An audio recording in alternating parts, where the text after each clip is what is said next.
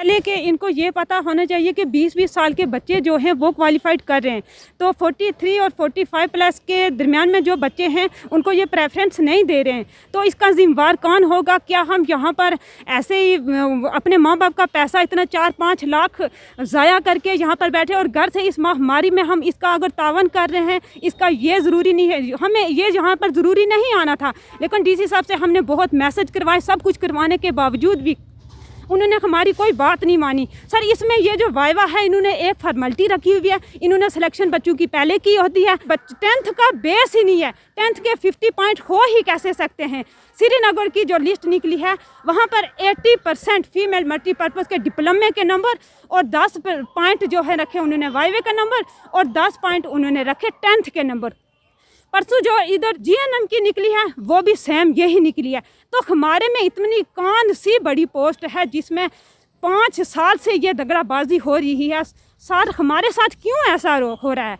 इस वक्त हम मौजूद हैं जीएमसी रजौरी के अंदर और मैं आपको बता दूं, मैं यहाँ आपको एक बड़ी अपडेट देता चलूँ। जीएमसी रजौरी के रिलेटेड हमेशा ही सुर्खियों में रहती है जो जीएमसी कॉलेज है, government medical college associate hospital, वो हमेशा ही सुर्खियों में रहता है।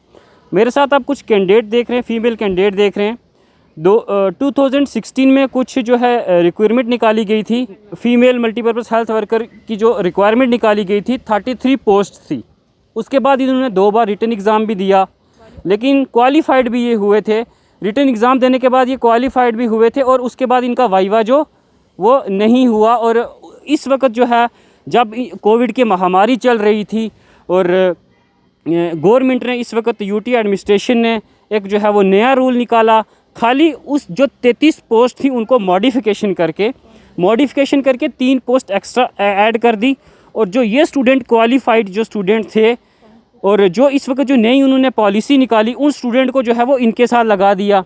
अब बहुत से स्टूडेंट इसमें से जो है वो ओवर एज भी हो रहे हैं और अब जो नई रिक्वायरमेंट निकाली उन्होंने वो दरअसल 10th और 12th बेस पे निकाल दी। और कुछ स्टूडेंट ऐसे भी थे, अब मैं आपको बता दूं कि इस वक्त आपको सबको पता है कि इस वक्त मास प्रमोशन दी गई है, स्टूडेंट्स के नंबर जो है वो बहुत ज़्यादा हैं और बिना उनको मेहनत किए अगर 2 बार एग्ज़ाम देने के बाद, रिटन एग्ज़ाम देने के बाद भी इन बेचारों के साथ नाइंसाफ़ी की जाती है। और वो जो स्टूडेंट है वो बिना मेहनत किए जो इस वक्त जो रिक्वायरमेंट निकाल रही है और गवर्नमेंट जो है वो इनके साथ उनको लगा रही है, तो कहीं ना कहीं इनके साथ ये बहुत बड़ी नाइंसाफ़ी है। इनसे भी जानूंगा कि दरअसल जो पूरी जो सिस्टम है वो क्या है, किस तरीके से जो है इन्होंने रिक्वायरमेंट निकाली और उसके बाद जो मॉडिफिकेशन किया है। जी सर, ये एग्ज़ाम हमने दिया 2016 और 2017 के बीच में। हमने 2 बार एग्ज़ाम दिया और क्वालिफाइड भी कर लिया। तो उसके बाद जो भी यहाँ पर इस कुर्सी चेयर पर डीसी साहब बैठे हैं, शायद लोगों की वजह से, ये किसकी गलती की वजह से भी हमारा पेपर जो था हुआ है। तो उसके बाद उन्होंने बोला कि कोई गड़बड़ हुई है, जो भी नई कुर्सी पर बैठने के लिए आता है तो वो अपना ही काम करना शुरू कर देते हैं। तो इसी तरह शाहिद साहब भी आए थे, दूसरे जो भी यहाँ पर डीसी साहब 3 डीसी साहब आए हैं। हम इसका दौरा बहुत बार कर चुके हैं। आपका जिस तरीके से कहना है कि जब रिक्वायरमेंट निकाली जाती है एक नया डीसी आता है, वो चेंज होता है, जो नया डीसी आता है वो अपनी साइड से नहीं निकाल देता, वो अपनी साइड से हमारा एग्ज़ाम पहले वाला कैंसिल करके न्यू वाला निकाल लेते हैं। तो ऐसे ही करते करते हम यहाँ 6 साल हमें हो गए इस चीज़ का वेट करते हुए। अब तो हमें इन डीसी साहब के बारे में लोगों ने बोला था कि ये जो आएंगे आपका काम बहुत अच्छे तरीके से करेंगे। मैं इनका बहुत बहुत शुक्रगुजार हूँ कि इन्होंने काम बहुत अच्छा किया और जल्द ही इन्होंने इसका फ़ैसला कर लिया। लेकिन मैं डीसी साहब से एक बात से थोड़े, हम सारे बच्चे इस बात से नाराज़ भी हैं, थोड़े मायूस भी हैं कि हम ऑलमोस्ट बच्चे जो हैं वो ओवर एज हो चुके हैं। तो इन्होंने क्राइटेरिया बनाया जो कि हमारा क्राइटेरिया होना चाहिए था। मेडिकल फैकल्टी में हम जा रहे हैं, हमारा ये बेस होना चाहिए था कि इसमें 60 पॉइंट, हमारे वाइवे के जो पॉइंट इन्होंने रखे 10 और हमारे वाइवे के पॉइंट 20 होते थे।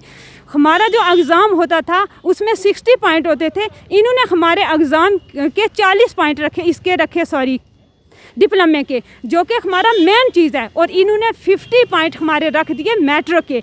आज से 20 साल पहले जिन बच्चों ने ये एग्ज़ाम पास किया है तब से 33 मार्क पास होते थे, मुश्किल से ही पास मार्क होते थे। आपका जिस तरीके से कहना है कि इस वक्त जो 10th और 12th है उसको ज़्यादा प्रेफरेंस दी जा रही है एज़ कम्पेयर टू डिप्लोमा। जो आपने डिप्लोमा किया हुआ है उसको इस वक्त प्रेफरेंस नहीं दे रहे हैं, 10th 12th को जो है ज़्यादा प्रेफरेंस दे रहे हैं। जी सर, तो मैं डीसी साहब से ये रिक्वेस्ट करूंगी, एडीडीसी साहब से और दूसरे सीएमओ साहब से, सबसे यही रिक्वेस्ट करना चाहती हूँ कि अगर हमारा ये फेयर लिस्ट निकालने के चक्कर में 6 साल के अंदर ये फेयर लिस्ट निकाल रहे हैं, तो उसमें सबसे पहले हमारे पॉइंट जो वाइवे के दें और बच्चों से देखें, प्रैक्टिकली देखें कि बच्चा किस हद तक जा रहा है।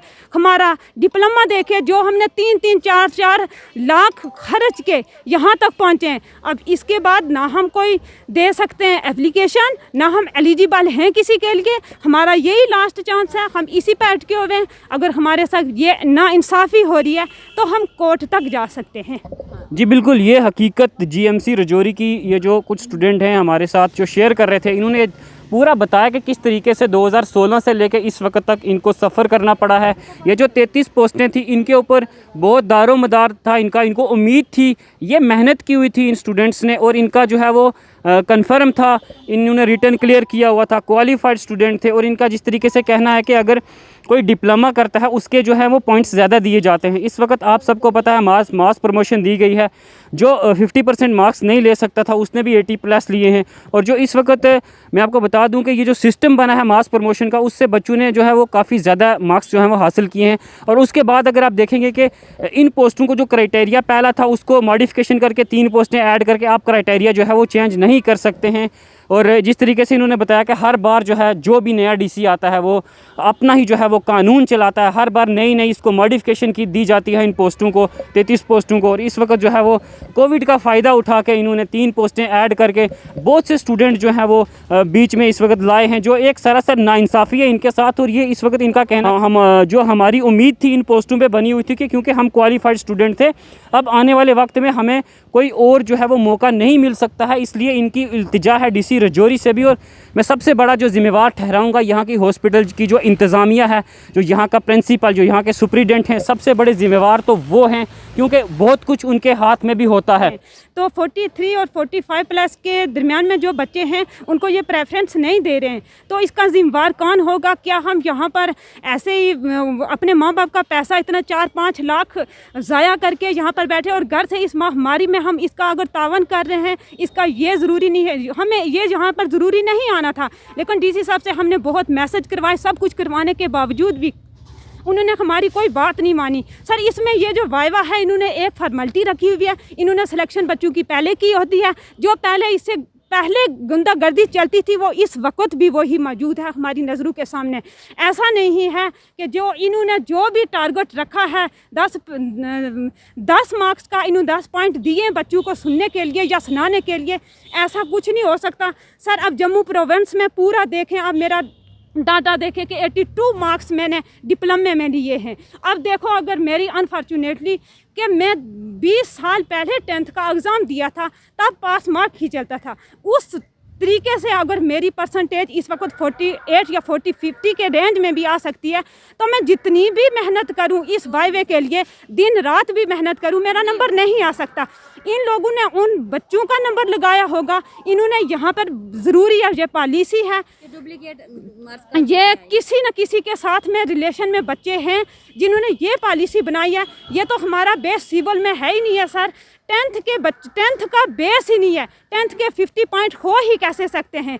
श्रीनगर की जो लिस्ट निकली है वहाँ पर 80% फीमेल मल्टीपर्पज़ के डिप्लोमे के नंबर और 10 पॉइंट जो है रखे उन्होंने वाइवे का नंबर और 10 पॉइंट उन्होंने रखे 10th के नंबर। जी बिल्कुल, इन्होंने जिस तरीके से साफ़ तौर पर बताया कि इनके साथ नाइंसाफ़ी हो रही है, सरासर नाइंसाफ़ी हो रही है, क्योंकि ओवरेज ये हो रहे हैं और इसके बाद जो है वो अगर पोस्टें निकलेंगी तो इनके काम की वो नहीं हो सकती है, क्योंकि अब ये ओवरेज होने वाले हैं। इन्होंने मेहनत की है, इनके पास डिप्लोमा है, और मैं आपको बताता चलूँ कि प्रैक्टिकली डिप्लोमा है, ऐसे नाम का नहीं, उन्होंने प्रैक्टिस की हुई है। और आप अगर देखेंगे कि अगर ऐसे जो प्रैक्टिकली बच्चे हैं उनको सरकार पीछे छोड़ेगी और नए स्टूडेंट लगाएगी, तो कहीं ना कहीं जो सिस्टम है इस हॉस्पिटल का वो पहले ही बैठा हुआ है और भी बैठने का ख़तरा है। उम्मीद करते हैं कि इनकी जो ये डिमांड्स हैं इनको जो है वो सुना जाए।